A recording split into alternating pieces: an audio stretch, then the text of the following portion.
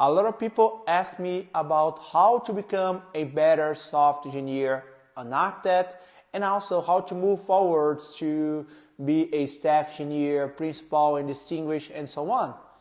In my opinion, the best way is using and exploring more the open source techniques. In this video, I'll explore more the hard skill that you can take from open source.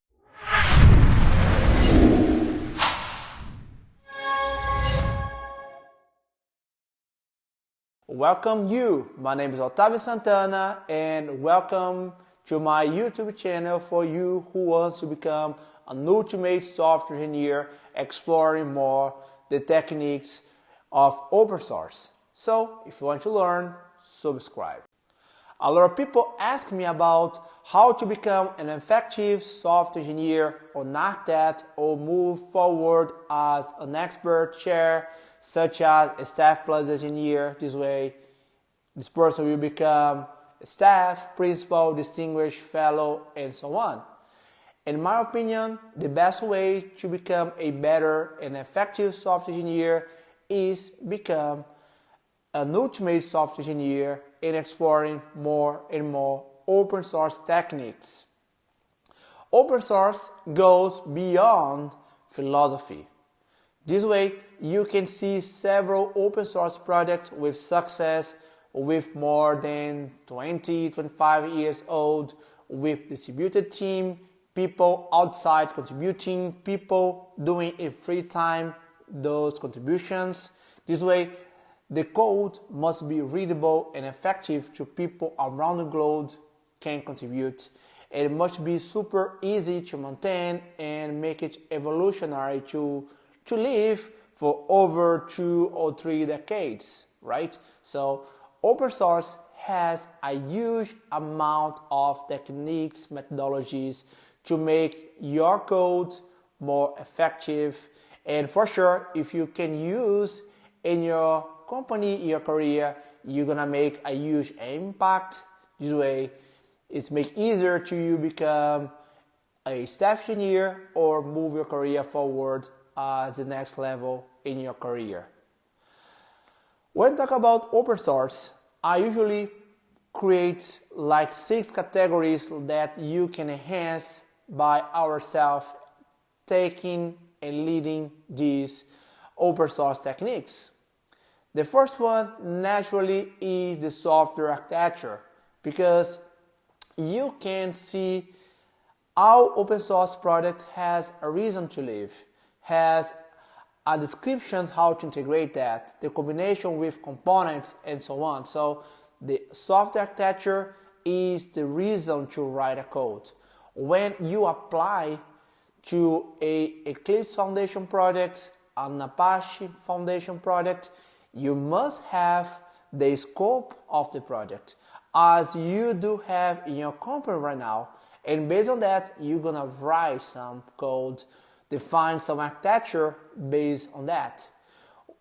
Nowadays, unfortunately, sometimes we ignore the reason to write some good code, to write some architecture, resulting in several over-engineering in our site. So if you apply the open source techniques on our career right now, we should avoid that and love the simplicity.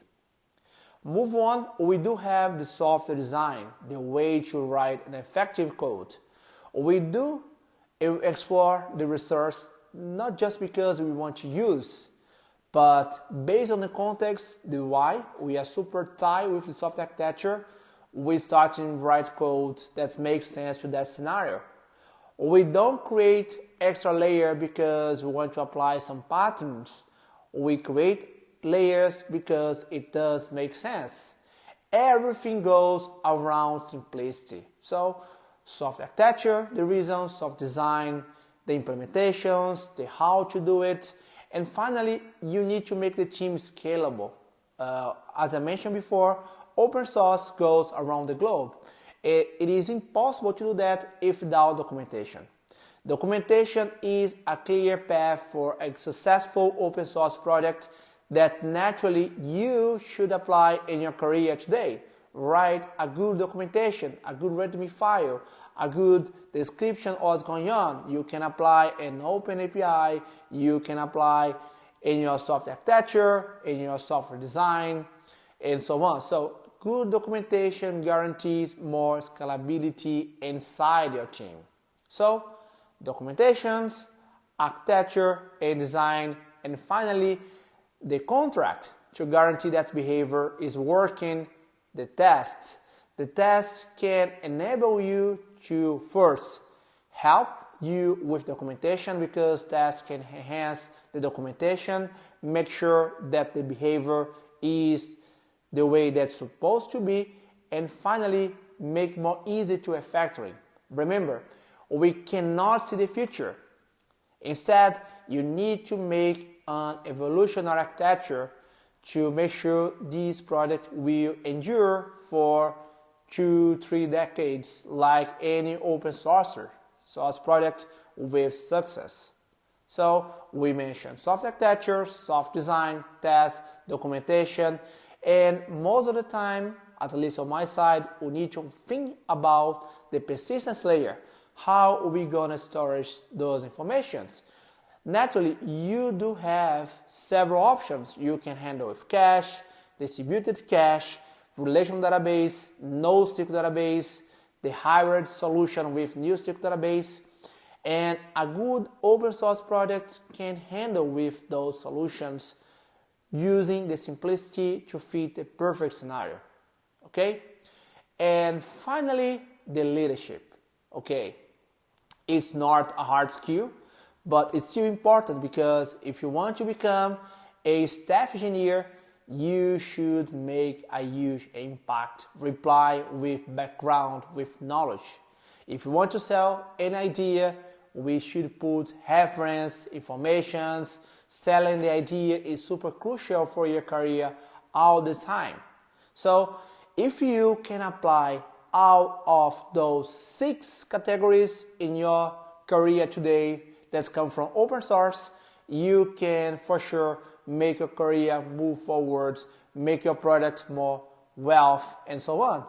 To make your life easier, I wrote a book that's called The Ultimate Engineer, where the goal is to explain those 6 categories and how to engage about open source and apply in your career today. So the ultimate engineer for me is the one who understands the context, fight for simplicity, and go to those 6 steps to enhance the career.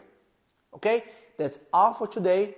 That's the way that you can take advantage of open source to apply your career today, looking for simplicity and become an ultimate software engineer.